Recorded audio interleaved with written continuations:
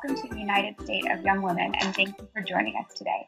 My name is Gabriela Cristobal, and I am the Director of Programs and Strategic Engagement for the United State of Women.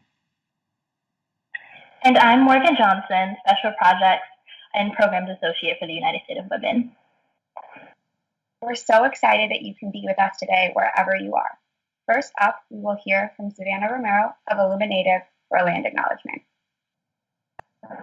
And following the land acknowledgement, we'll have an incredible performance by singer-songwriter Joy Oladukin. Thank you for coming.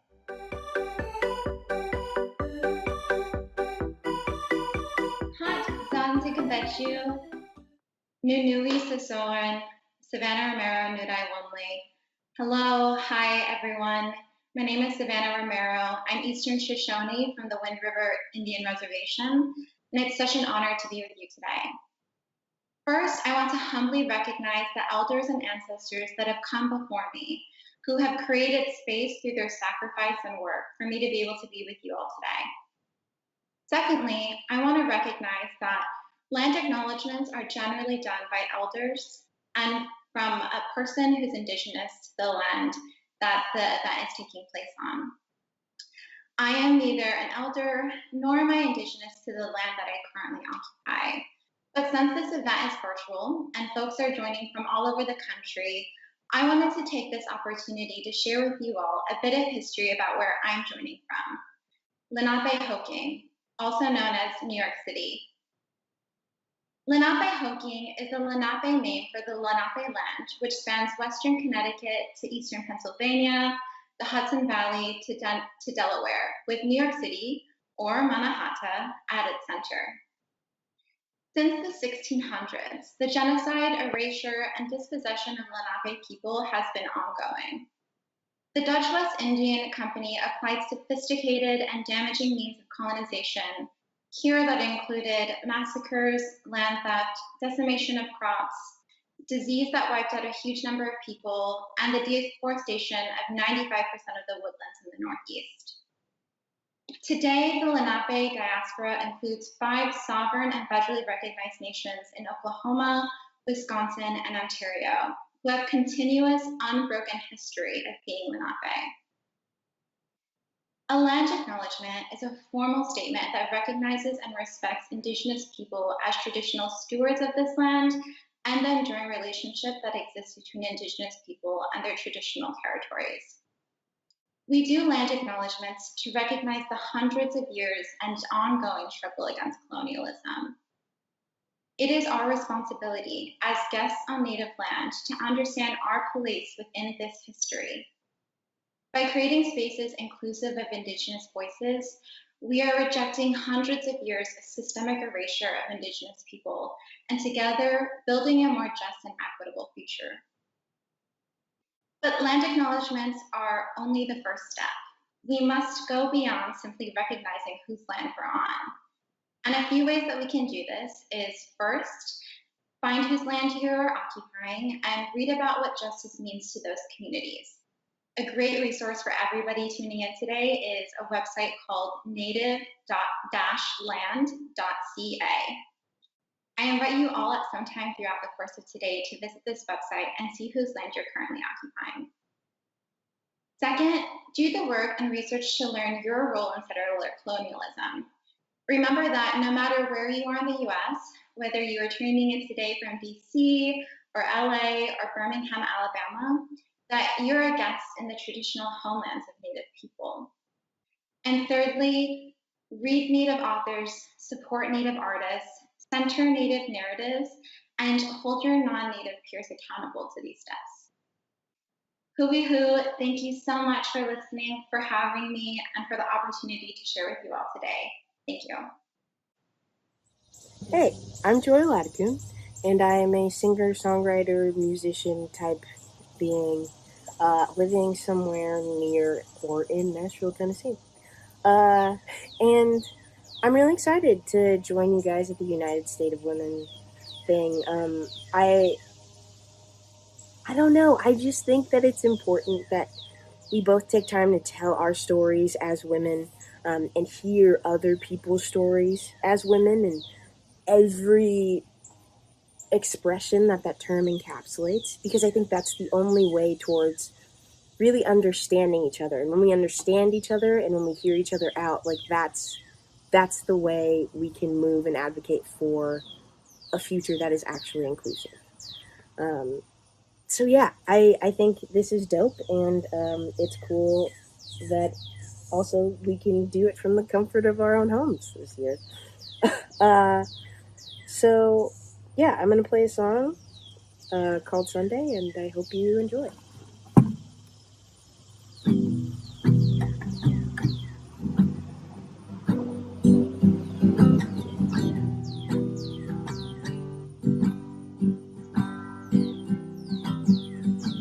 Mama says I'm up to no good again. Couldn't make her proud, though I did my best. I feel like a mess, feel like I'm stuck in the wrong skin. I feel like I'm sick, but I'm having trouble swallowing my medicine. Sunday, carry me down to the water. I'm still struggling.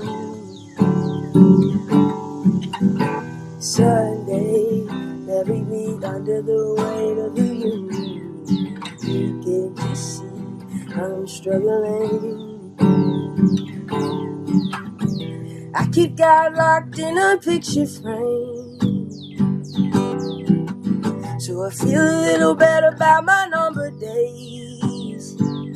Yeah, I confess, questions and the answers seem to sound the same. I'm just like a wreck, standing tall, pretending not to be afraid. Sunday, carry me down to the water. I'm still struggling. Sunday, bury me under the weight of the union. Can't you see I'm struggling? Sunday come around, lift me up again. I'm never too proud for a helping hand. I've been feeling down. Can you hear me now? Sunday come around, let me up again. I'm never too proud for a helping hand. I've been feeling down. Can you hear me now? Sunday, carry me down to the water, wash me clean. I'm still struggling.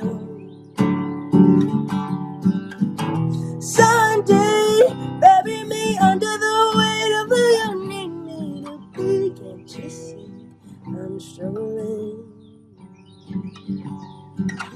Can't you see I'm struggling? So that's my song Sunday. And I don't know, I wrote it for the same reason I write every song, right? It's to do my part in sharing my experience as a Black woman in this day and age, hoping that what I learn and what I wrestle with will set future generations free. So I hope that this summit inspires you guys to do the same in whatever your respective fields are. And yeah, just be safe, be smart, take care of yourselves, vote if you can, because I think it's really important more than ever that people go on record and have a say in what future they think this country should be striving towards. But other than that, it's been a pleasure. I hope you enjoy the rest of the summit. And for those of you who have noticed this entire time I only have 5 guitar strings, I noticed 2. Here I am addressing it. I'm out. Hopefully they'll arrive today. I'll let you know how it goes. Peace.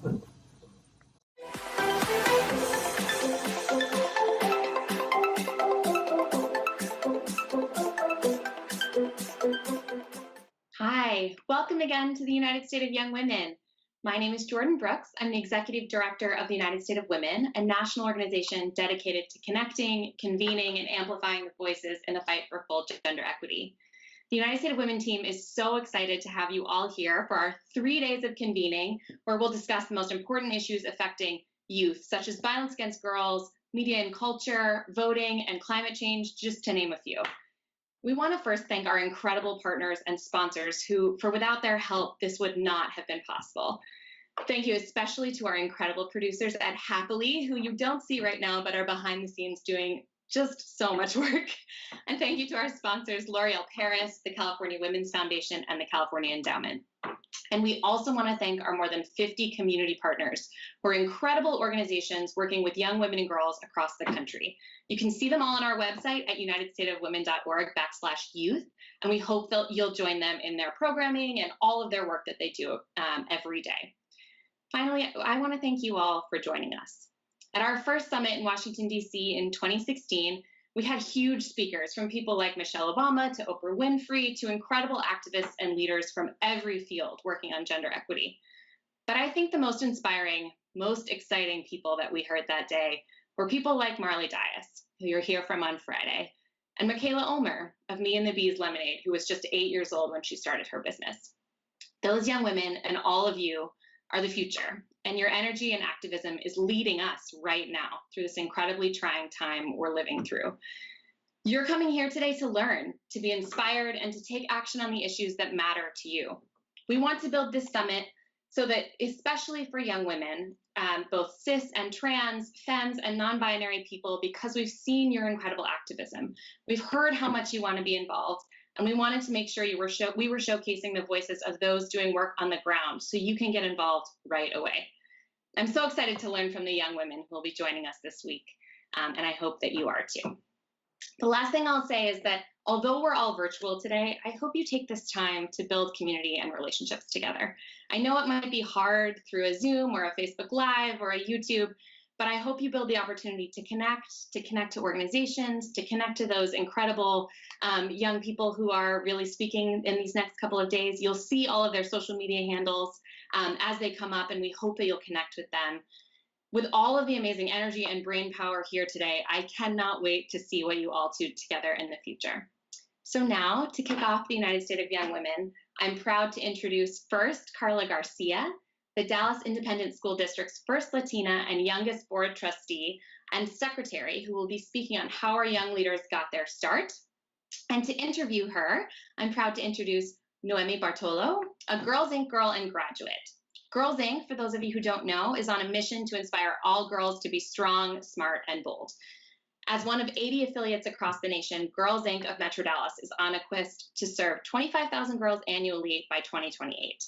They're impacting their communities by helping girls improve their economic mobility, preventing teen pregnancy, and addressing gender parity in STEM.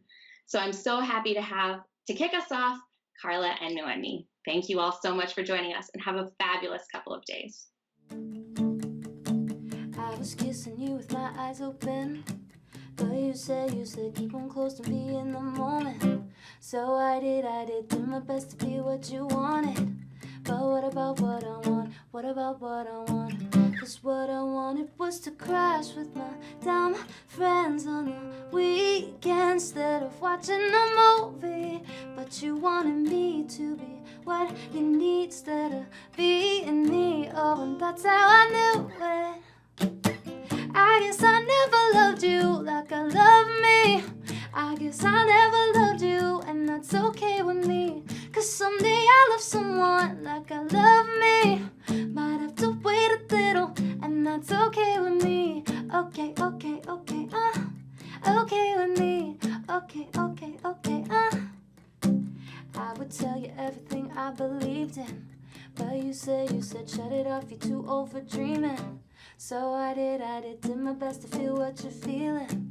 But what about what I want? What about what I want? 'Cause what I wanted was to laugh at the way you laugh at the way I laugh. But instead you were moody, and you wanted me to be what you need instead of being me. Oh, and that's how I knew it. I guess I never loved you like I love me.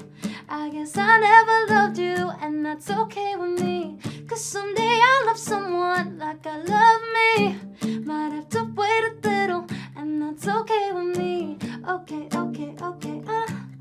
okay with me. Okay, okay, okay,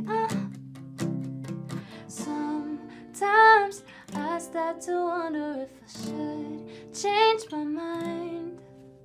But when I think back to you, I feel the same every time. 'Cause I guess I never loved you like I love me. I guess I never loved you, and that's okay with me. 'Cause someday I'll love someone like I love me. Might have to wait a little, and that's okay with me. Oh, okay with me. Oh, okay. I guess I never loved you like I love me. I guess I never loved you, and that's okay with me. Okay, okay, okay, okay with me. Okay, okay, okay, and that's okay with me. Thank you guys so much. Have an amazing rest of the summit. And if you want to check out some of my music, it is just at Ellie Moore on Instagram, or, wherever you can find me. But, the song is now streaming on all platforms, so feel free to check that out. And like I said, have a great rest of the time. I am proudly a Dallas native. I'm the proud daughter of Mexican immigrants from Guanajuato, Mexico, who came to this country with nothing but the dream to give me a better life. And that was centered around obtaining a quality education. And I grew up in the neighborhood of Pleasant Grove in Southeast Dallas. And my experience in the public school system was was exceptional, but it was the exception, not the expectation. And a lot of my experiences as a daughter of a low-income family, first-generation college student, is precisely what led my passion and my desire to serve in a capacity that would make decisions for students like me with those experiences in mind. And so I graduated high school in 2014, and then went on to the University of North Carolina at Chapel Hill, 1,500 miles away from home. Graduated in 2018, and then came back home to serve in a capacity for a nonprofit, the Dallas County Promise, to serve in college access and success world. And all of that combined collectively led to my desire to run for the Dallas Independent School District Board of Trustees in 2019. I'm assuming that as growing up the way you did, you had a lot of inspiration growing up. So as a young woman leader of color yourself, how do you hope to inspire others? That's a great question. I think it's critical that we find ourselves represented in positions of leadership. And so I was very grateful that at my school, Irma Women's Leadership School in Dallas, Texas, it's an all-girls, the first public magnet all-girls school in the state of Texas. I had teachers, principals, vice principals, leadership that looked like me and reflected to me the kind of person that I wanted to be someday. So for 7 years, what was middle school and high school, I had around me the most outstanding, passionate, dedicated women and my peers. And so day in and day out, excellence becomes the norm. And collectively, that then led to my pursuits, which were above and beyond what myself or even my parents had ever dreamed for me. And I think it's important for young women to see that reflected in every space. And as the first Latina on the board, I recognize that I am that very first person, that very first brown woman that students in my district who make up the vast majority of the student body will see. And that's thrilling to me. But it is 2020, and there is a lot more work to be done, not just in my board of trustees, but across the country in different boards and committees and spaces. But it matters to see ourselves reflected in those spaces. As a board of trustee, you've already campaigned. So what are some of the key factors that contributed to your successful campaign? That's a phenomenal question. The first thing I will say is you've got to understand the community that you're trying and attending to serve. So campaigning is hard. It is difficult. It is exhausting. It takes heart and soul to do work like that. But when you mean what you say and you say what you mean and you're willing to walk the walk and talk, people will respond to it. And by that, I mean that we went to voters door to door. We knocked on their doors several times, and we went to the people that traditional politics would tell you not to waste your time on. People that would have included my family, community members around me that I knew were disengaged and disenfranchised from the system to begin with, but needed to build that trust and to see themselves reflected in the person who wanted to be the decision maker. So when I showed up to the door, I made it a point to make sure that I spoke the language of the community, that I spoke their experience. And even though I was young, and even though I didn't have a resume to back myself up with, an extensive resume, I could say, I understand what it's like for you and your family to consider going to college when your household income doesn't cover a year of tuition. Or I understand what it's like to be lost in the financial aid college admission process, how to take the advanced college courses, what they mean for your future, things like that. So people found themselves reflected in me. And I think that's important for every decision maker to understand just how much your decisions impact the people on the ground. And the people on the front lines, that being our educators, our staff. So all of that combined with the grit and the resilience to keep going for a month-long campaign ultimately led to the victory on June 8th of last year. And from school government positions to local government elections, there are countless of opportunities for young women to assume leadership roles within their community. And given your own successful campaign, what advice do you have for these young women who want to run for office? Do it. So I would say I started off with the why me. So I had community members that approached me at the beginning when my former trustee announced that he was not seeking re-election. And I think for us as young women, we oftentimes think that we have to reach some sort of enough, right? Some sort of credential, some sort of years of experience or age where we say, I finally feel ready to embark on something like this. And that was the case for me. I thought maybe one day down the line when I've got 2 PhDs and 10 master's degrees and countless other accolades, I'll be ready or feel worthy enough of taking something like running for office. And time will call you to do it. Your community will call you to do it. The urgency will call you to do it. And there is no better person to take something on like that than yourself. So when I was approached by community members to consider running for this seat, the question immediately was, well, why me? Why me, given everything that I am? And it took me time to understand the why not me was just as critical in this position. A recent college grad, recent high school grad, the makeup, the demographic makeup of my district, and the lived experience of the systems and how it's failed students and parents. So that then became I am not just enough, but I am qualified, and qualified doesn't even get to it, but I am worthy of taking this seat, and I'm worthy of being in that seat because of everything that I am and what's not currently represented on that board and other spaces. So I decided to run, and I will share, I was about 60% sure that this was something that I could successfully pull off, meaning that I could make it to the end of the campaign. And ultimately, we won as a first-time candidate. My team won. And now that I'm in this seat now a year later, there's so much learning in terms of how I reflect on how incompetent I may have felt at the beginning when I was considering something like this.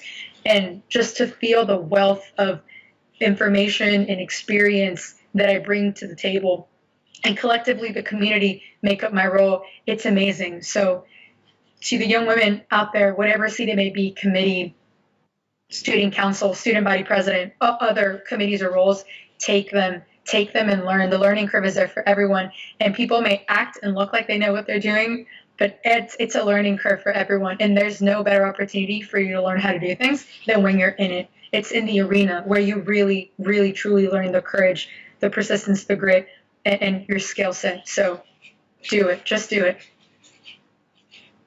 And alongside your advocacy for racial equality, you fought for criminal justice reform in Texas and wrote a powerful op-ed on the disproportionate criminalization of your community. So how do you channel that passion that you have into action and then leverage your leadership position to enact that change?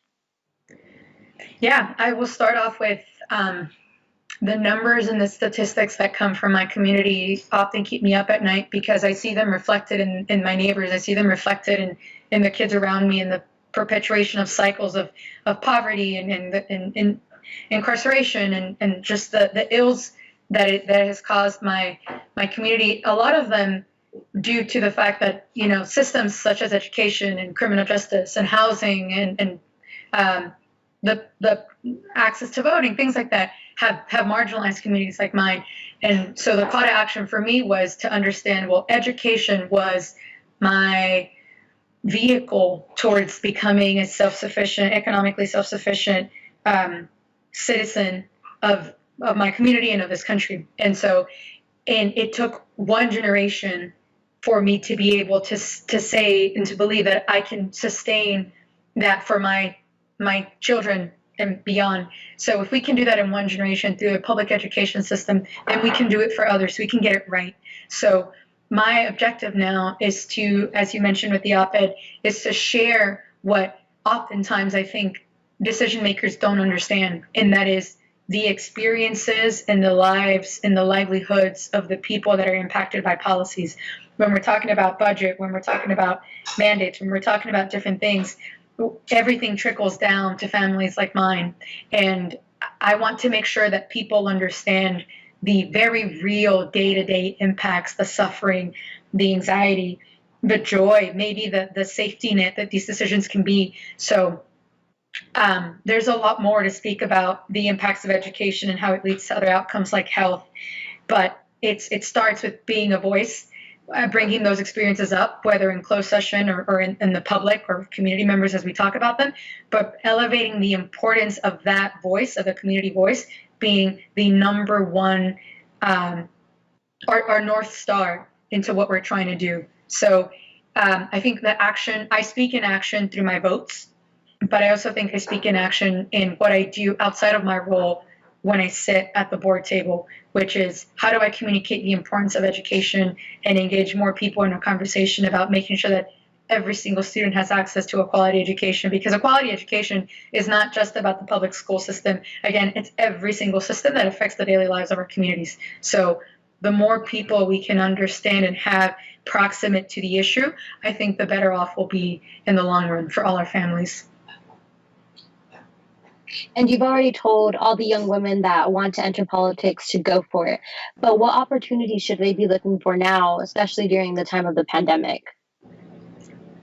That's an excellent question. As we're seeing the shift in what'll be the presidential election, and there's a lot of local elections happening across my city, and I suspect probably around yours too. I think the best way to get involved is to find and research candidates that are on your ballot.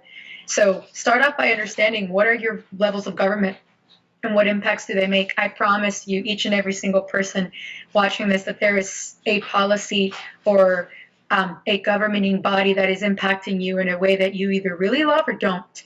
And so understand who those people are, why that came to be, the history and the context of those decisions, and it'll fire you up in trying to do something about it. So that happened to me in the public education system. I decided to run for the seat, but there's a lot more things, like immigration directly impacts my family, city council directly impacts my family. So you can start getting involved by understanding how government works, who the people are, and I would say taking a step further into becoming directly involved with campaigns. If there's a candidate that you really believe in, you can start off by fundraising, you can start off by contributing money, you can start off by asking to make phone calls. It was critical, that level of engagement from young people specifically was critical in my election to the Board of Trustees, a lot of it being high school students. So young people, you can make an absolute difference. Gen Z, you are slated to be one of the sort of up and coming voters that we desperately need in the future, especially young women. And so a lot of this stuff I learned through Ignite when I was in high school. And I think getting involved with programming like that made a fundamental difference in my understanding of my role in this entire system, how I vote, who I vote for, what I want, what I advocate for. So really appreciate Ignite having been a part of this entire experience. And if there's any similar programming like that in your high school, in the community, take advantage of it. But COVID is going to leave a lot of mess, and we need to fix it. And hopefully, young people, we are the ones that are going to be called to make sure that we get this right. And at 23 years old, your career in politics has just begun. Can you tell us what you imagine your future in politics looks like, and how the future of your community looks like as well? That's a big one. So I turned 24 at our last board meeting. So I am now 24 years old. The future in my seat right now, I've got 2 years left in this term, and there's a lot of things that COVID has presented in terms of things that will need to change in policy for school districts, for our school district. I think for my community too, there's a very real environment now to seriously rethink the way that we deliver services, the way that we handle education, the way that everything works together for the livelihood of students and families, now that they've been dramatically impacted by COVID, there was space for us to have very courageous conversations about what we're going to do, not just to recover, but to thrive post-COVID. So I've got 2 years left on the board to do that, but I think even moving further along, it's up to the community to decide who they want to be that decision maker. And if the opportunity to think about something beyond the school system does come my way, I think I'd be tremendously excited to have the community support me in moving a vision forward where every single student and family has access to a quality education and ultimately a high quality of their livelihood. So there's a lot, but we've got to take it day by day. Thank you.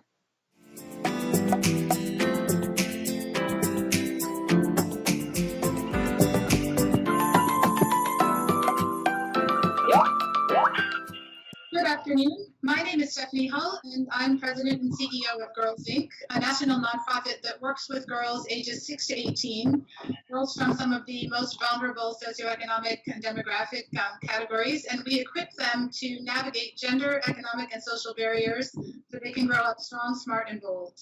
Girls Inc. engages girls in opportunities and activities that develop them as leaders, and we advocate with and for them at the local, state, and national levels to help them reform the systems that present barriers to their success.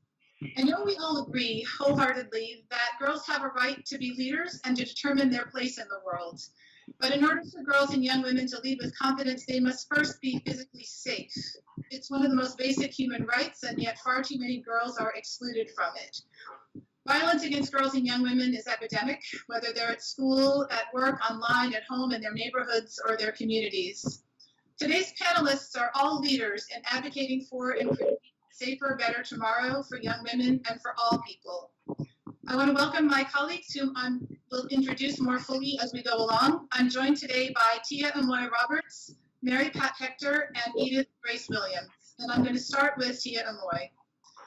Since surviving one of the country's worst mass shootings, Tia Amoy Roberts has become a prominent and passionate advocate for gun violence prevention and a member of the board of directors for March for Our Lives. Last year, Tia Amoy graduated from Marjorie Stoneman Douglas High School in Parkland, Florida. She began her studies at Stanford University, where she's pursuing her interests in chemistry and bioengineering, and where she continues to advocate for safer communities. Tia Amoy, what was the decision like to step out and to stand up as a young leader? Well, it was scary. I would say that a lot of young people who step into the world of activism would say the same thing. It was nerve-wracking, and I organized out of a place of trauma, but as also inspiration, because I wanted to see a better community for the people younger than me, the people in my high school who I saw myself in, and I wanted to organize better for them. And so I would say that I was motivated from envisioning a better tomorrow, and I really wanted to see a future that if I were to have kids in the future, they would be safe in. Thank you for that. Mary Pat Hector is the National Youth Director at National Action Network, which is one of the country's largest civil rights organizations. She's also the founder of Youth in Action. An alumna of Spelman College, Mary Pat is the youngest woman and person of color to run for office in the state of Georgia. She speaks and trains across the country, helping young people create their own roadmaps for changing the world. Mary Pat has received numerous accolades for her work, including a community service commendation letter from President Barack Obama. Mary Pat, can you tell us about some of the effective interventions that you've seen to prevent violence in communities? Yeah, so one of, and I wanted to mention those initiatives that I've seen from young people, for young people. One would be, Isabella Griffin's Be a Buddy project, which really starts within the schools. Another would be Babatunde Salam's initiative to retrain the Baltimore Police Department, or retrain in Philadelphia, and the work that he did to ensure that violence against minorities, and of course, including young women at high schools and middle schools, were addressed. I believe that in order for us to solve many of these problems, it's going to take the advice and the inclusion of young people, and that's what they're doing. And I believe that those are some very successful initiatives that were created by young people to help address violence against young people, and more specifically young women. Thank you. And Edith Williams. Edith is a youth leader and a fierce advocate for her Indigenous and South Sacramento community. Early on, Edith was instilled with pride in the people and the practices of the Northern California tribes. She also grew up seeing a great deal of inequity and violence in her beloved community. In high school, Edith became determined to learn how to create positive change and bring awareness to issues that strike home for her, particularly missing and murdered Indigenous women and violence against women. Edith, can you give us more of a sense of the problem of violence against Native American women and girls? What are some of the barriers to protecting them? I'm just going to regard into like the reservations, because reservations are federal land, which means that they follow through federal rules and laws. So when we were placed there, they had all these laws and regulations which had entitled them to get through loopholes. And so a lot of the loopholes is that they've allowed people to go on their reservations and to harm our women, and not even get prosecuted because it's on federal land, where it's different for both the city and also the reservations. Here's a question for all of you to answer, and you can jump in as you want to. What are some of the challenges that young activists face, and how have you personally been able to overcome some of those challenges? Yeah, I'll start. One, just being young. I think for a long time, and I'm sure many of us have experienced this, you'd hear adults say, you know, we want young people to care about something. We want them to do more than, you know, be on social media and listen to music. And then when you do that, you're still criminalized, right? You're still told to wait your turn. You're still told, you know, it's not your time. You're still young, you know, live your life. And I believe that that's one of the biggest challenges, not being taken seriously, while also, you know, being told, oh, well, that's so cute. You care about those issues, but no one really invests in your ideas enough to do something about the problem. And they just kind of pat you on the back. And so I feel like just being taken seriously as a young woman, and then, you know, you mentioned a little bit about intersectionality, you know, just how our intersectional experiences also impact how serious people take us, is also a huge problem. Yeah, I agree. I think that a lot of my struggle has been trying to be taken seriously as a young woman, and especially as a young Black woman.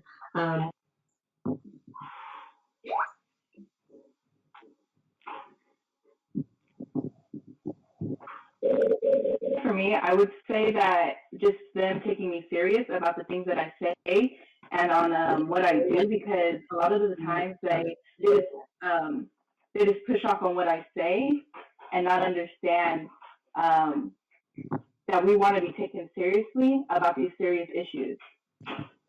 So can you say a little bit more about how each of you has actually overcome those challenges? I mean, they're clearly difficult, but in many ways you've managed to get past them. Can you talk a little bit how you've dealt with them? Yeah. A lot of things that I did is I kept going and I kept repeating the same things every single day. And I was told that since I did that, it meant that they started taking me seriously, but I shouldn't have to push my way to go every single day and let everybody know the same thing each exactly every day. So what I do now is I call my representatives, I email them, I do a lot of things politically because that's the only way they're going to hear me now. For me, I would say that I'm not afraid to take space. You know, growing up, I was always told, you know, you're bossy, you're loud, you know, you don't want to be that way.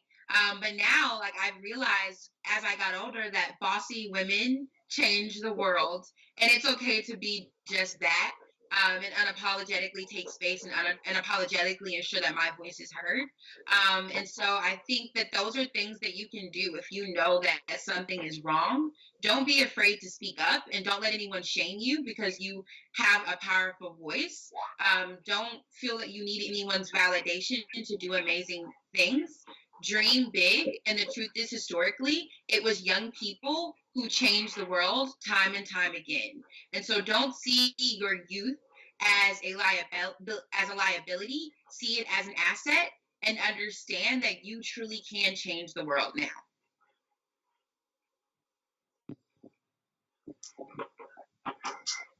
Mary Pat, what impact do you think that the intersection of race and gender particularly has on violence against girls?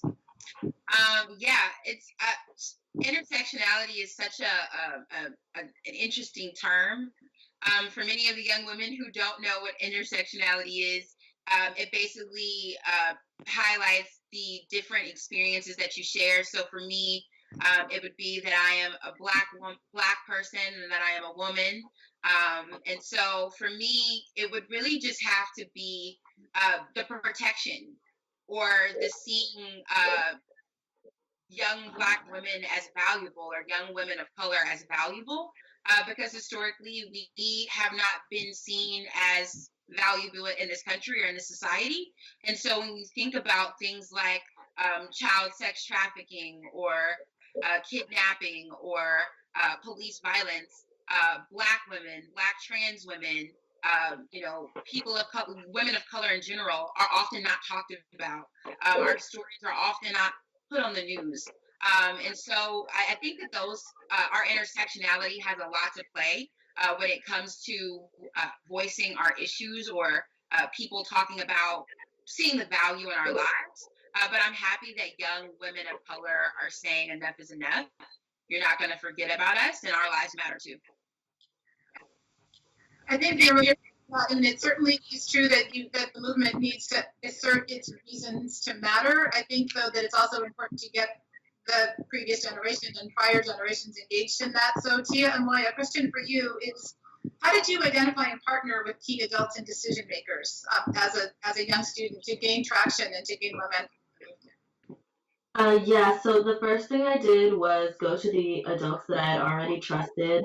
And so I would go to teachers that I trusted, administration that I trusted, parents, friends' parents, things like that, because I knew that they cared about me as a person, rather than like what they could get from me as an activist. So those were the first people that I really confided in, and then I looked for politicians, people with real influence who shared my views, so that and have long-standing records to show that they share my views. And so I ensured that I wouldn't be taken advantage of in that light, and it would ensure that they weren't just using me as a way to get reelected or anything like that. And so it was really about doing my research and putting my trust in people who deserved it. And Edith, a lot of what you said earlier kind of points to the fact that sometimes you can't really trust the systems and you can't trust the adults who've been, put in charge. In your view, what needs to change in order to build safer communities, and how can young women be change agents when some of those resources that others are talking about and some of those connections are really broken and really need to be relooked at?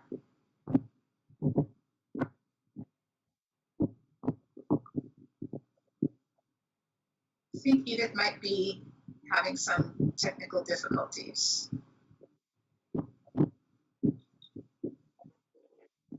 Okay, I'm going to move on just in case she's not able to answer, but we can come back to that question in the Q&A if we have time.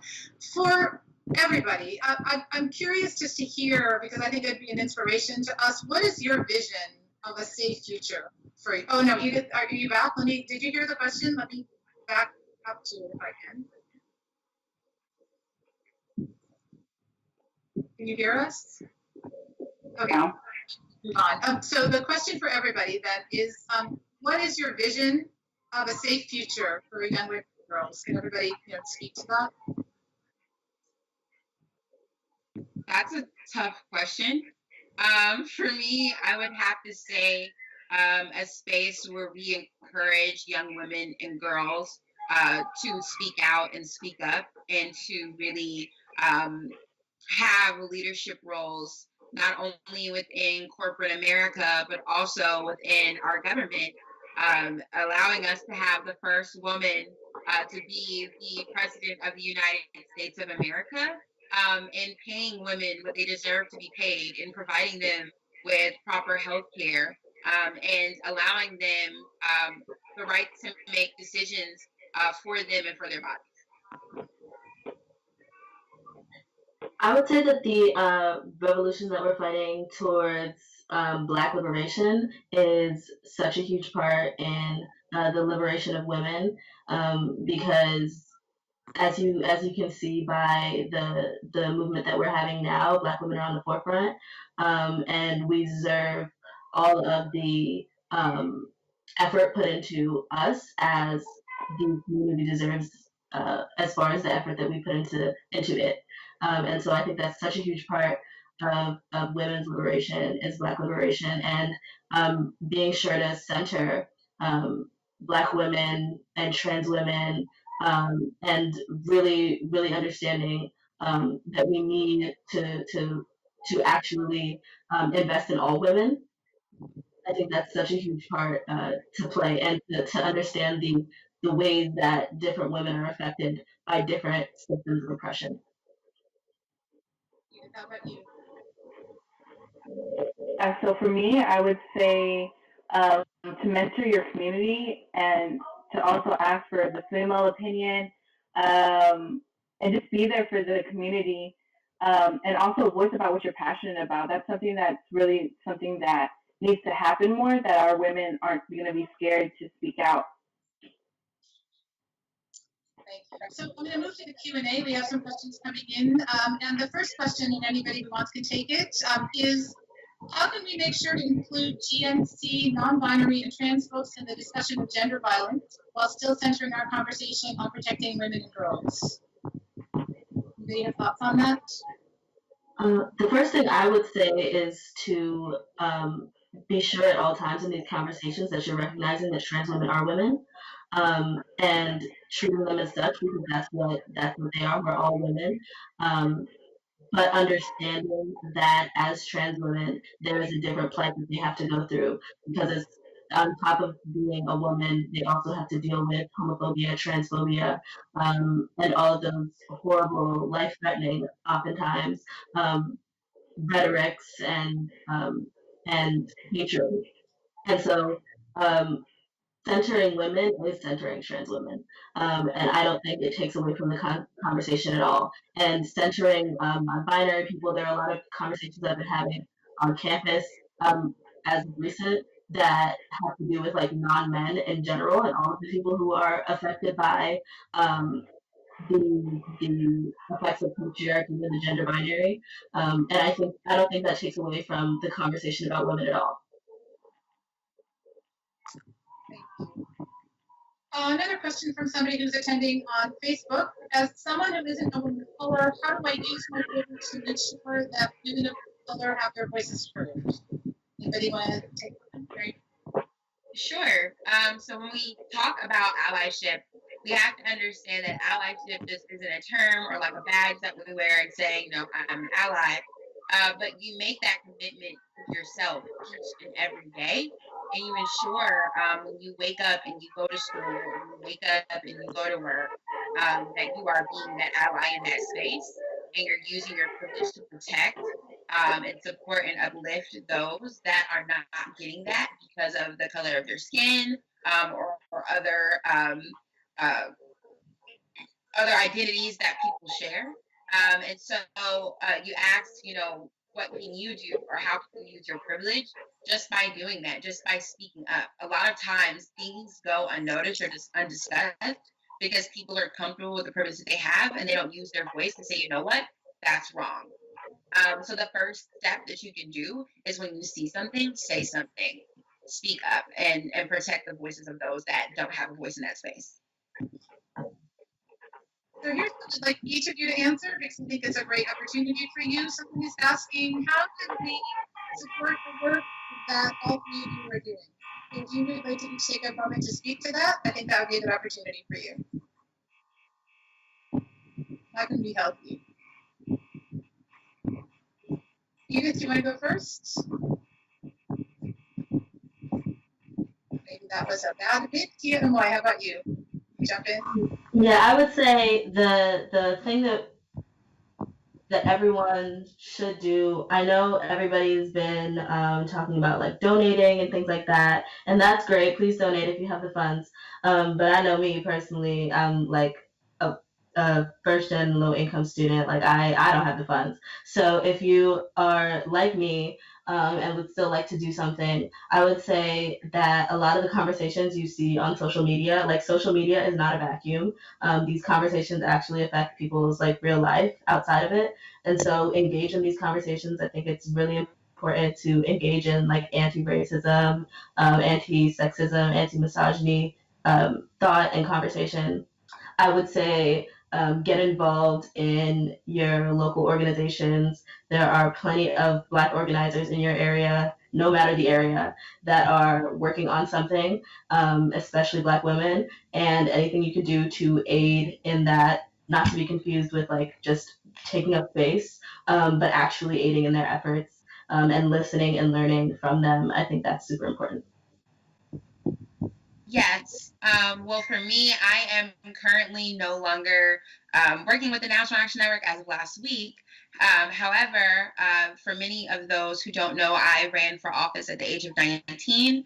And if you are a young woman who is seeking to run for office right now, I ask that you reach out to me via social media, Mary Pat Hector, and I would love to support you in your efforts. That is what I'm currently doing, as well as assisting students from historically Black colleges and universities address and acknowledge basic needs work on campus and really getting out the vote. So if you would like to get involved in those efforts, please follow at RiseFree.org or GCPA Vote. Thank you. I want to thank all of our panelists today, Tia Amoy Roberts, Mary Pat Hector, and Edith Grace Williams. Thank you for the insights that you shared. And most importantly, though, thank you for the critical work that you're doing to speak for those who don't have the voice and to stand up for those who can't stand up for themselves. You are role models for young women and girls. You are exactly the kind of strong, smart, bold women that I want Girls Inc. girls to become. The violence that girls and women face in this country and really throughout the world, it requires a great deal of political will and action and energy, as well as, I think we've heard today, significant culture change. We all have a role to play. You also heard these women talk about that. You can affect change in small ways and big ways. You don't have to necessarily be very old to make that happen. So I want to thank everybody who listened to the panel today and thank the three of you for your deep commitment as leaders. You have the skills and the knowledge, but you've also brought the energy and the passion to make the kind of world that all young people deserve. And it's been a privilege to get a chance to talk to you today. Thank you. Thank you. Thank you again, Tia Amoy, Edith, Mary Pat, and Dr. Hall. Next up, we have a much-needed wellness meditation break with Girl Trek and Coach Cass. Then we will have a quick message from our friend Aja Wilson, WNBA player for the Las Vegas Aces, and then back to our programming. For those of you that are joining us for our main stage, feel free to head to the United States of Women.org/youth, as you still have until 1:30 p.m. Eastern to register for our day one breakout sessions. All right, take it away, Girl Trek. Hello, United States of Women. Welcome, welcome, welcome, welcome. So excited to bring to you some much needed self-care stress release movement today. I am Coach Cass. I am a wellness coach and master trainer for Kukwa African Dance Fitness. I'm also the operations director for Africa With Us and head of the Diaspora Treks movement for Girl Trek, which is a movement to take girl trekkers to the diaspora in Africa in search of the healing traditions of their foremothers. And so today, since we can't physically go to Africa, we're gonna take you there on a journey through music and dance through Kukwa African Dance Fitness. So get ready to move that boopsie with me. Hey, I have my mom, Kukwa, who's the founder of Kukwa Fitness, and my god sister, who's also a master trainer for Kukwa Fitness. We are gonna move those boomsies in Africa on behalf of Girl Trek and United States of Women. Let's get ready to de-stress and release, ladies. Let's start in South Africa. Hey, go. Hey, hey, hey. Reach it out and reach and down. And reach and down. And reach and down. And reach and down. And reach and down. Jerusalem, ikayalami, ilondoloze, uhambe nami, zungangishilana. Jerusalem, ikayalami, ilondoloze, uhambe nami, zungangishilana. Down me, Alikolana, so me, Alikolana, Ilondolose, Suhamina, down me, Alikolana, so me, Alikolana, Ilondolose,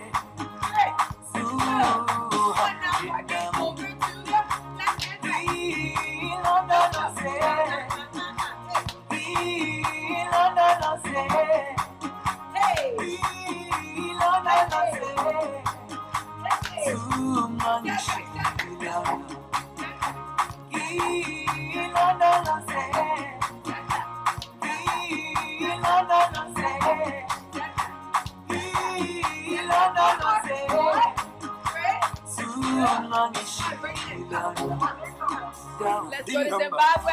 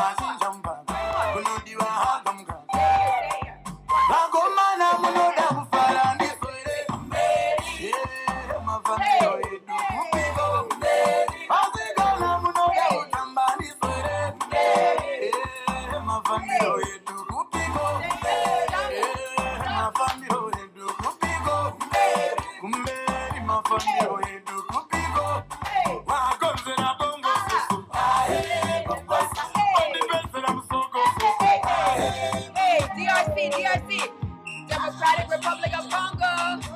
Let's go, bring it in, come.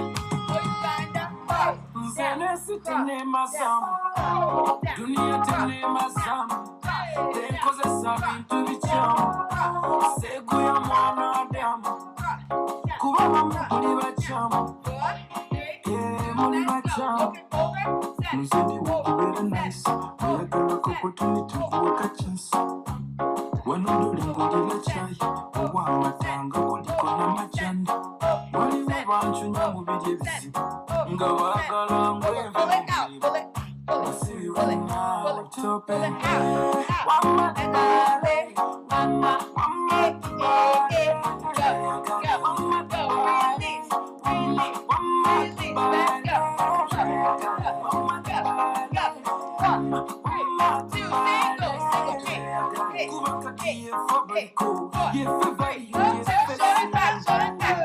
No matter what the single, one time I want me do, let me do, let's do.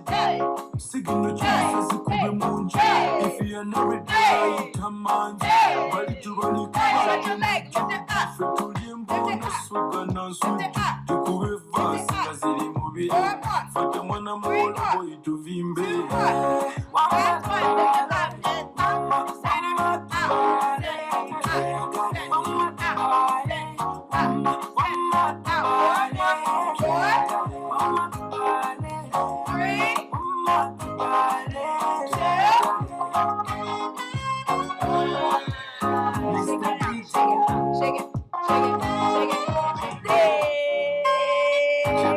Well done. Way to work it out. I hope you're sparkling and shining all over the place. So big up Girl Track. Big up United State of Women. We thank you so much. Hope you guys released today. Hope you guys enjoyed today. Again, this is my mom. She's 62. This is my god sister. All right. We are so honored and glad to be here, and we just want to encourage you to keep exercising, keep moving your boomsie. Visit girltrek.org to join the movement. Healthy living, healthy lifestyle. Black women, we love it. We appreciate you, and thank you for moving your boomsie with us today. You could follow on Instagram, on YouTube, on Facebook, Kukwa Fitness, Coach Cass Fit. I'll send the information, but you guys are awesome! Yay! Hi everyone, my name is Asia Wilson and I play for the Las Vegas Aces. Thank you so much for being here with me today. I am so excited to be a part of the United State of Young Women and share with you all why gender equity matters to me and the WNBA. During this time of racial injustice, the WNBA has played a vital role in uplifting the Say Her Name campaign and fighting for justice for Breonna Taylor. This campaign has been so important to me and the league that this year we're deciding to wear Breonna Taylor's name on our jerseys. From racial injustice to gender equity, young women and girls are the front line fighting for our communities and effecting change locally and nationwide. By being here today, part of this movement for gender equity. As I wrap up my time with you, I wanted to say thank you for committing yourself to the fight for gender equity. It's never been more important to take a stand for social justice, to become an agent for social change. Thank you so much. What an incredible dance break. And so next up will be the Content Creation Meets Social Transformation panel, where we'll hear from Crystal Carson of When We All Vote, and she'll be facilitating our discussion with Sage Dolan-Sandrino, Chantal Rochelle, and Savannah Romero on how they use media to help advance social transformation for women, especially women of color. Chantal Rochelle is an air host and content creator at BuzzFeed's Cocoa Butter. Sage Dolan-Sandrino is an artist and the founder and creative director of Teen Mag. And Savannah Romero is the Partnerships and Programs Manager at Illuminative. We are so excited to welcome you all to the United States of Women. So without further ado, Crystal, do you want to take it away? Thank you, Morgan, for the introduction. And hello, everyone. As she mentioned, we're so excited to have you all here with us today at the first ever United State of Young Women. I've worked in the comms field for close to 10 years, including the Obama campaign and White House, and currently am the Director of Communications and Media Partnerships at Mrs. Obama's When We All Vote. We have three amazing panelists. If they want to join us today via camera now to talk about content creation meets social transformation. Right now, there is a huge awakening happening around the country and the world. People are speaking up, they're taking action and creating progress just by sharing their stories and experiences. These women are helping to shape the narrative and create and tell these stories as well. I'm going to start by asking a few questions, and then we'll take a few questions from the audience. So please hop over to YouTube or Facebook Live to submit those throughout our session. As I said, our panelists are dedicated advocates for gender equality, equity, and racial justice, using their passion for storytelling and activism to be content creators for social change within their communities and beyond. Uh, Sage, Chantel, Savannah, can you tell us or share with us what led you to your careers in digital storytelling and content creation? And how does your work actively engage with social justice issues? Hi, I am Sage. I'm 19 years old, and as Crystal mentioned, I'm the founder and creative director of Team Mag, which is a young artist collective and digital zine. I began my career as an activist and artist when I transitioned at the age of 12. When I came out as trans, at the time, there was really no mainstream conversation happening around gender identity or the trans identity. And it was really rough for me in school. So I had to task myself with doing the work on the policy end, on the education reform end, to make sure that there were policies in place to protect kids like me all across the country. And make schooling not so terrible and not so scary. So that's how I got into activism. It was, out of a place of necessity. And now I practice art every day, and art is my main connection to my activism. Thank you. Chantel, do you want to share what led you to content creation and Yes, digital? absolutely. Hi, everyone. I'm Chantal Rochelle. I am an on-air host and content creator. I have been obsessed with digital storytelling as early as 5 years old. I just remember always being super, super into reflection and representation, even at a young age. Although I did not know how to name it at the time, I was always searching for myself and other people and other spaces on television. I remember the first time that I saw the Oprah Winfrey Show, and it blew my mind. I remember just being so enamored with the way that she was able to carry herself with so much class and so much dignity as a Black woman. Growing up in Texas, I was always doing something. If it wasn't arts, if it wasn't storytelling in the form of like NASA Space Center was in Houston, so you bet your bottom dollar. I was always trying to find a reason to like do something. So if it wasn't in arts, if it wasn't in sports, I was trying to find spaces that I could occupy that felt safe. And so for me, it was always TV and film, and seeing people like Oprah on TV just amplifying our voices. So while I was still young and Oprah's like, a legendary person, I was trying to find ways that I can say, okay, this is cool, but I still didn't see me. And so I remember the first time I actually saw myself on TV was watching That's So Raven. And I was like, here's this quirky, silly Black girl who was like the class clown, but she also was respected. And she also had a diverse pool of friends. If you look at my childhood friends growing up, we look like, the Magic School Bus. It's literally like the rainbow, right? So for me, digital storytelling, while I wanted to see myself reflected, I didn't see it in the sense of like, okay, this is super, super, super important right now. So for me, I actively try to make sure in my digital storytelling, especially when it comes to the content I'm creating, I'm amplifying the voices that I didn't really see growing up. So when it comes to Black maternal death, that being an issue of the mortality rates we're seeing right now, that's been going on for years. When we talk about Black women who have been ignored for time and time again for years, it's my duty to amplify those stories. Being raised by brilliant Black women in my life and seeing the struggles they went through in healthcare and education, having access to voting, having access to register for loans, things of that nature, having business rights, right? Like there are so many discrepancies that we don't see elevated because we see the glitz and glamour of things. So I feel like it is my purpose to be on this earth to make sure that I'm amplifying those stories because I grew up with people like that. I have my own stories. So it's always something that I think is super important to amplify those stories because that's what I'm here on this earth to do. Absolutely. And I bet there are so many women in the audience, young women in the audience, who are looking and trying to find their way to express themselves and can relate to you in that. Savannah, I'd love to hear from you.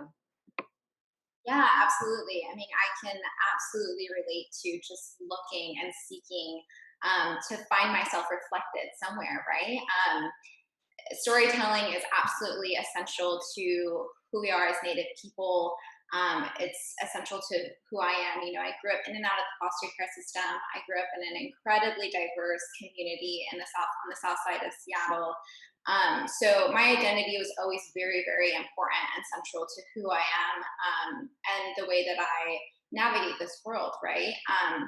And as a first generation college student, navigating predominantly white institutions and being time and time again the only Native person in the room in my classes, right? And then moving to Washington, D.C. and working on Capitol Hill in the House of Representatives, and still again, as a young woman, being the only Native person in all of these rooms.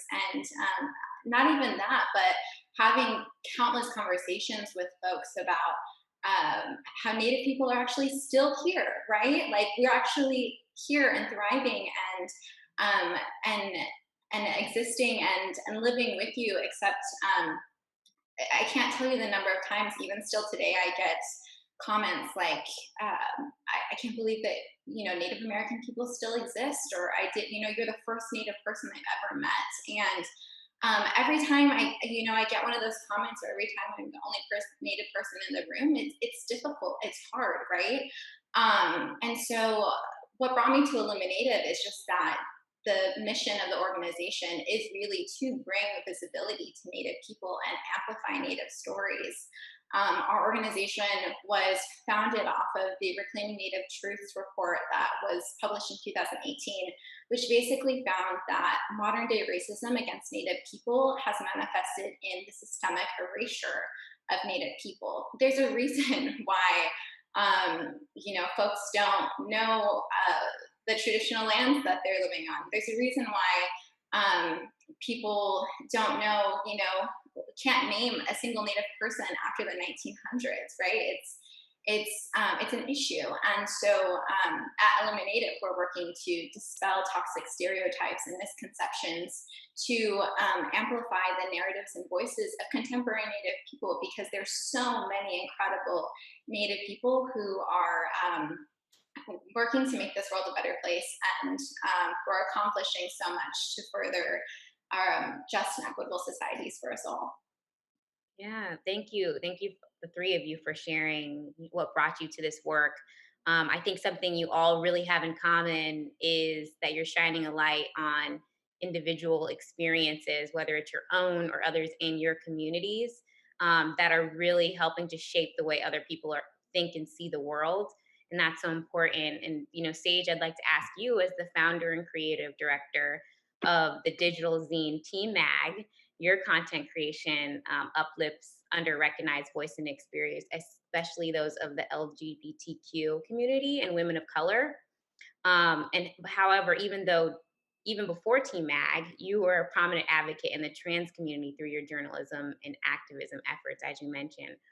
What role does content creation play in generating social change, and how does Team Mag situate itself in the movement for racial justice, gender equity, and LGBTQ plus rights? So two parts for you. Yes, and I'll take the second part first. Some of the work that I'm doing right now with the National Black Justice Coalition, aside from sitting on their Black Trans Advisory Council, I also serve on their Youth and Young Adults Advisory Council. And what we're investigating right now is the requirements of our communities, of our home environments, of our workplaces, of our school environments. What do these places need to look like? What type of practices do we need to have in place in order for Black queer folks to thrive and to experience joy? And that has been, the focus of the work that I'm doing right now, but also the focus of my artistic work for a long time. The reason that this work is so important is because, right, life does imitate art, and the types of narratives that we decide to uplift and the types of stories that we decide to produce have a direct impact on the lived experiences of many folks across many marginalized communities, but specifically to my lived experience, right, as a trans Afro-Latina queer girl, the types of representation and the ways that I see characters like me portrayed on screen and the narratives that they're inserted in have a direct effect on my life. We know for a fact, right, that the predominant narrative when we see trans characters, we are, being murdered, we're being abused, we are being rejected. Many of the times our stories revolve around disclosure and harm. And those types of narratives have a direct correlation to the to the violence that our community faces, right? When we see that on screen, when we always see trans women, Black trans women being beaten, being murdered on screen, that is the type of behavior that we normalize in real life. So what I needed to do, you know, as a young artist, I started this when I was 17, was change the way that we create art and create an accessible and equitable platform for the Black and Brown artists in my community to produce their art and to publish their art. A lot of the times in whether it's, you know, in media or in branding campaigns or in film, television, these narratives about Black queer folk, about Black folk, about Brown people are not being created with us at the table. And I felt that that was something that I had an opportunity to change. I had an opportunity to create a community of young artists who were very invested in creating the work that they are driven to create every day, and that we could do this together, and together we could create a resource of community. You know, we're independent, we're unfunded, we're all teens, but we are trying to create the most valuable resource, which is community. Having other young artists to speak to, having other young artists to work with, and we are trying to redesign and reimagine authentic representation in media. And what that means is having a team of folks who look like us, having a platform that is dedicated to our voices, and doing that every single day. So that's why I do the work that I do, and that's why it is so important that we focus on storytelling, and that the folks who are being given the opportunities to tell stories are folks from you know, marginalized communities and from specific lived experiences. Too often our stories are told without us at the table, and there's no way that there can be authentic representation without authentic voices sitting at the table. Absolutely, absolutely. And whether you're creating your own, like you, Sage, or Chantel, if your career with BuzzFeed, which is going into a system that may have already existed, but having you there and having a force like yourself there is helping to create change just by nature of you being there and your lived experience as an on air host, and with years of content creation, which you've already shared with us. What advice can you share with our attendees, who are aspiring content creators, storytellers, and change makers? How can they make sure that their voices are being heard, Chantel, in you know, some of the more mainstream content platforms, with such a huge reach like BuzzFeed? Yeah, absolutely. One of my biggest advice, especially for young people who often ask me this question, I wish I was told this or listen to this advice, is don't be afraid to show up as your full self. I mentioned earlier Oprah and Raven. I felt like when I was younger, I had to kind of mimic or just be them in order to be accepted because they were the only representation I saw. They were the only thing I saw in media. So I said, I got to maneuver like them. But finding my own voice and knowing that my work is good enough as it is super essential, because if you don't believe in yourself, it's going to be hard to convince other people. And so I really, really, really push that, especially if you want to be a public facing person on camera, finding that validity within yourself. And I also drawn to this really, really great quote from someone I'm super, super huge fan of, Elaine Wilter-Roth. And she has a great quote that says, when you exist in spaces that weren't built for you, sometimes just being you is a revolution. I think about a lot of times, because when hiring, I also onboard a lot of creatives, especially for, there was a young kid in Harlem who wanted to just specifically talk about skateboarding, and he didn't think there was an audience for it. No one cared about it. And so he decided, I'm gonna instead pivot to baseball or basketball. I said, do you like baseball or basketball? He said, no, but other people do. I said, what do you like? He said, I like to skateboard. I said, so live in your truth, right? So instead of like, especially when on camera and off camera, if you are wanting to specifically talk about the disparities in healthcare, if you're wanting to elevate cosplay, if you're wanting to specifically talk about something, have enough, I say, confidence in that to know that it is okay and it's for someone. I remember when I wanted to first get into to media, I just wanted to talk about the importance of representation with Black girls. I want to talk about all the Black girls that just inspired me, from Jodie Landon to Alice Walker to Toni Morrison. I just wanted to give all of them their flowers. And so I remember feeling, oh, this is not going to be received. So I pitched it to all these different media outlets. I was like, oh, I wanted to do this. And so it was falling on deaf ears. At that time, I decided, okay, you know what? I'm just going to I'm going to stick to the status quo. I'm going to write about these celebrities. I'm going to do this content piece, these pieces, but I didn't feel fulfilled. I was always feeling this is not me. This doesn't feel good.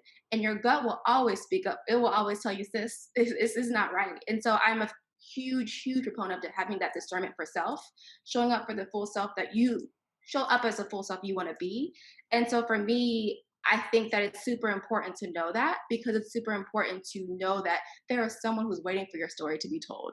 When I finally decided to have the courage to speak about those things, especially when it came to being Black in media, I started seeing so many people receive that. Oh my gosh, me too. I had this struggle. I had this go on. So when it comes to the media aspect of things and content creation at BuzzFeed, I think for me it was more about asking for forgiveness instead of permission. I said, this is who I am, and who I am is worthy enough. So take me as I am, or don't take me at all. I think it took a certain amount of like denials and rejections for me to even come to that place, because you're going to have no's. You're going to have people who say this isn't good enough.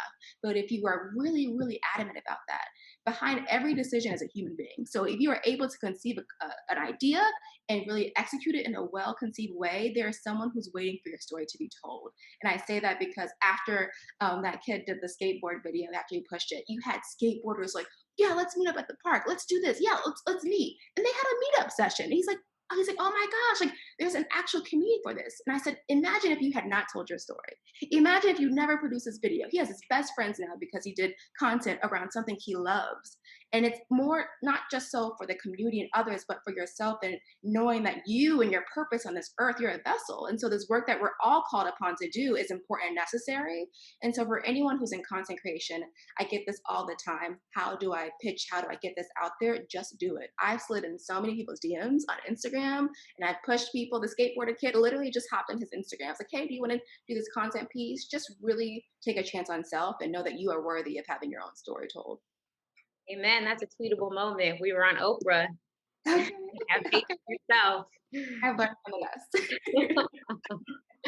Yeah, absolutely. And I think what we've seen is that over the past few weeks is that people of color, in particular Black people's stories, are starting to be shown. Even transgender people, their stories are starting to be told, but we still see a lack in the indigenous communities. If you ask me, I still think that there's a lot of room for growth in that area. So Savannah, from working in the House of Representatives to your current position as manager of partnerships and programs at Illuminative, your lifelong advocacy for Indigenous communities has amplified Native voices for national change. How has your work combated the erasure of Native peoples, and especially uplifted Native women and girls?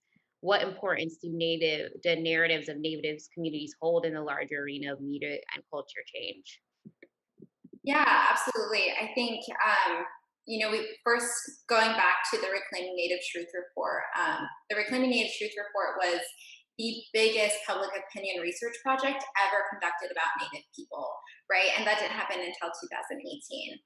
But what we really learned from that report was that 72% of Americans almost never encounter or seek out information about Native people. Further, 87% of state history standards don't mention Native people or Native American history after the 1900s.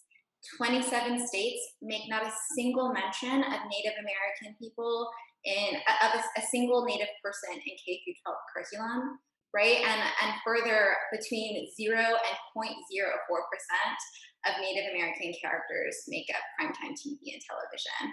So what this means, again, to your point, is that invisibility is the biggest hurdle that we're trying to overcome right now, which then means that we have a lot of educating to do, right? Just like baseline educating. I really appreciate the sentiments that both Chantal and Sage expressed. I couldn't agree more. Our communities, when we are seen, it's often from a deficit base, right? Like it's never asset-based narrative. It's always about Native people living in poverty on reservations or these horrible circumstances, right? Like there's no narratives that celebrate the resiliency and beauty of our communities. When we do appear in popular culture or in mainstream media, it's often in the form of harmful stereotypes that perpetrate negative images of Native people, right? Exhibit 1 is when we see Native mascots or Native imagery in sports at the national level and at the K through 12 level.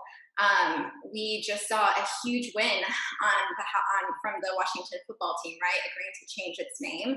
But that doesn't mean that the Cleveland Indians are still out there. It doesn't. That also doesn't recognize that there are thousands of schools across this country that have Native people as their mascots. And when Native people see that, especially Native youth, it has detrimental psychological effects on Native people.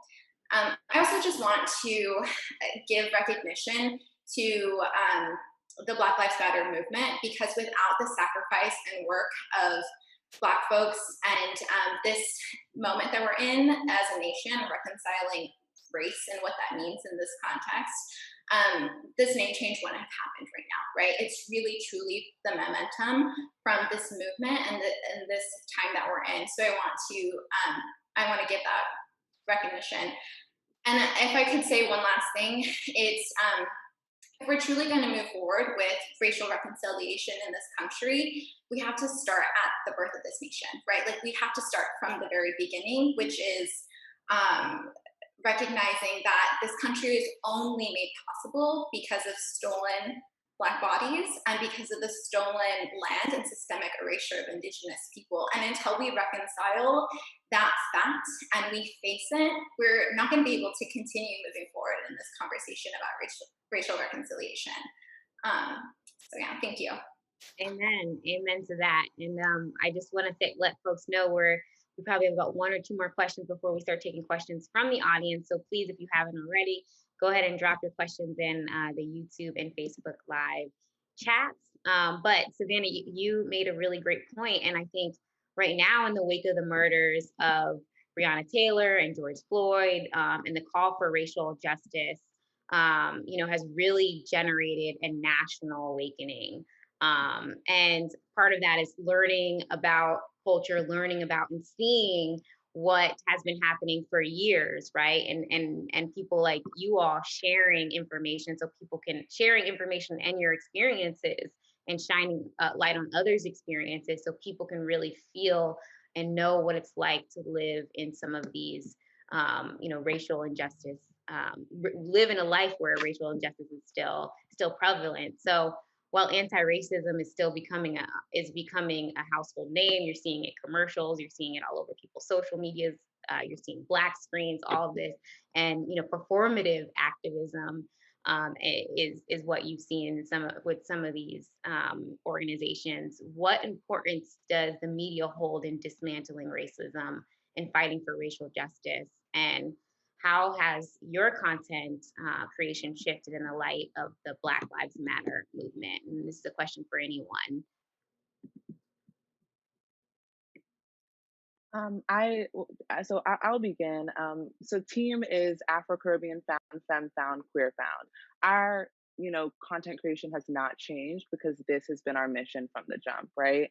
And the responsibility that media holds, the responsibility that corporations hold, the responsibility that the public holds is to invest in creatives like those on this call right now, right? The creatives who are doing the work, who have been doing the work, and really being particular with the representations and the narratives that we accept, from print campaigns to ads, commercials, television, everything. We need to be super vigilant with what we allow to be put on screen, because that is what like Savannah was just mentioning, these images perpetuate these ideals, these very these traumatic and harmful ideals of communities that justify behaviors that we take out on each other.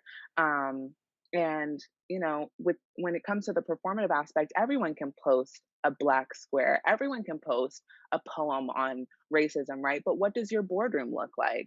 What does the boardroom look like? Who is the the people that are serving on your production teams? Do you have Black and queer ADs? Do you have Black and queer stylists? Are you calling from style? Are you calling styling clothes from Black and queer owned design labels? Who are you supporting? And it really comes down to beyond the words, beyond the work, where the money is going and who that money is going to.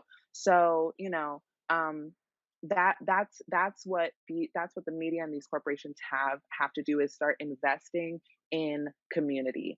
And that doesn't mean, starting a new diversity and inclusion board at the company. That means putting the money where your mouth is.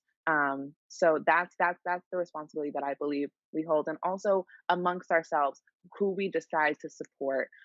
Every cent that we spend in our pocket has a profound impact. And who you're deciding to support with your own money, and when you're deciding to show up for people. So we have a lot of work on our personal levels as well. The less that we accept, the more change we'll see. Yeah, and to that point, Chantal, I see you're getting just to Yeah, that point. just amen to everything Sage just said. Just mic drop there. It just fully and completely, as the leader of a Black culture and entertainment brand, I have a firm rule of I don't ask for permission. I'm going to do the work. And I'm a firm believer in be an ally and get out of the way. Let us do the work. Employ us. All my entire team is Black. When you have a narrative for Black people, this goes back to the time of minstrelsy. When we're having media perpetuate these stereotypes, we have a duty to make sure that we are claiming our own storytelling, right? We have to now clear and get rid of all of that crap that was done years ago. So putting us in positions of power, my AD, for my DP, for my editor, because if I'm telling a Black story, right, if I'm having an editor who's white or who has no idea of the narrative I'm trying to tell, edit my story, you're whitewashing it, right? So from editor, from the making sure in accounting, are you paying us right?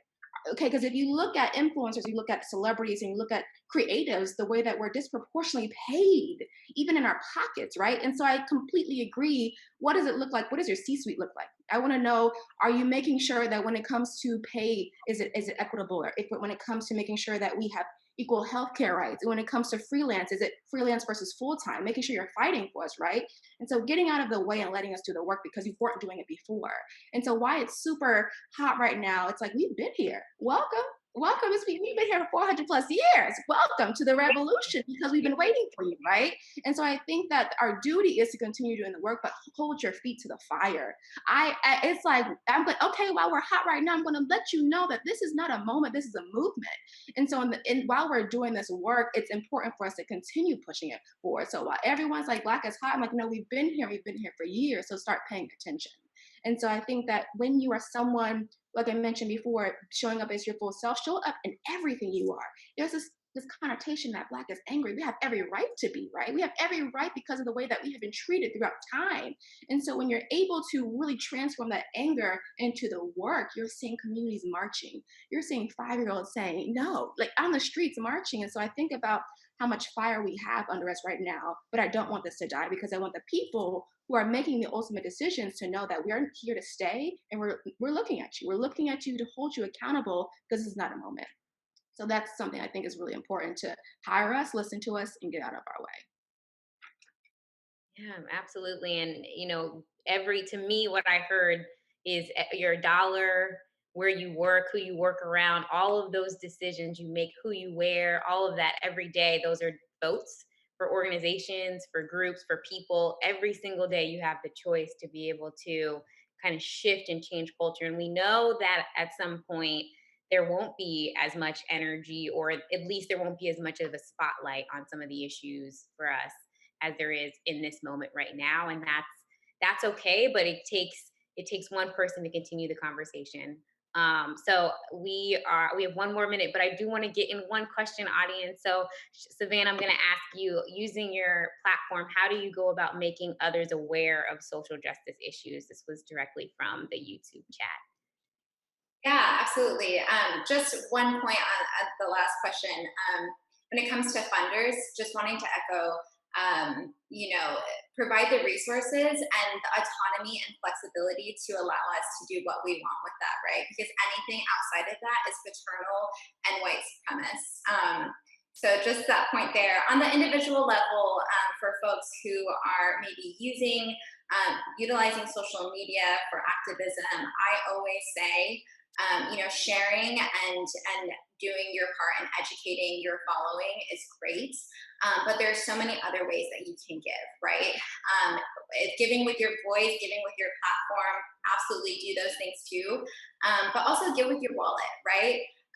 Support Black and Indigenous organizations, people who are on the ground doing that grassroots work.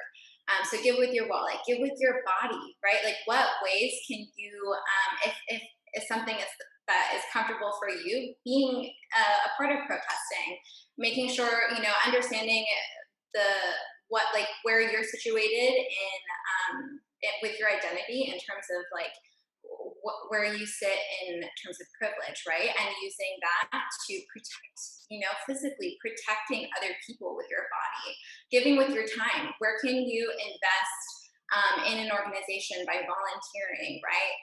And then it's also about having difficult conversations with our networks and our families and our peers.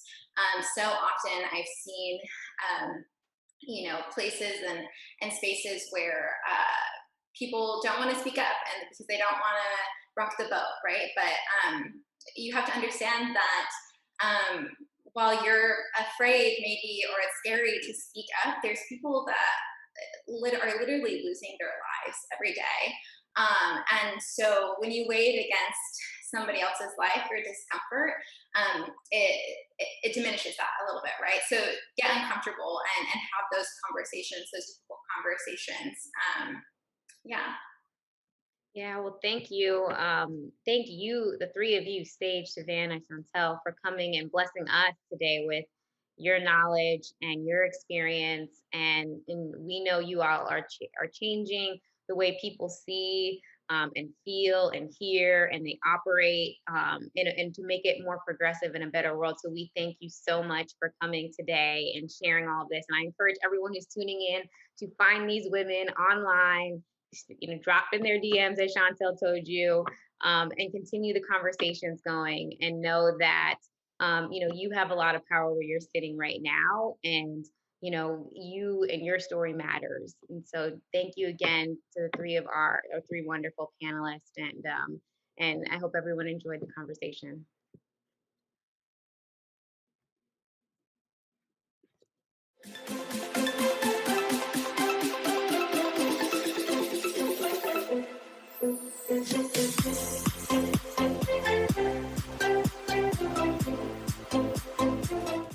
Thank you so much, Crystal, Savannah, Sage, and Chantal. That was such an incredible conversation.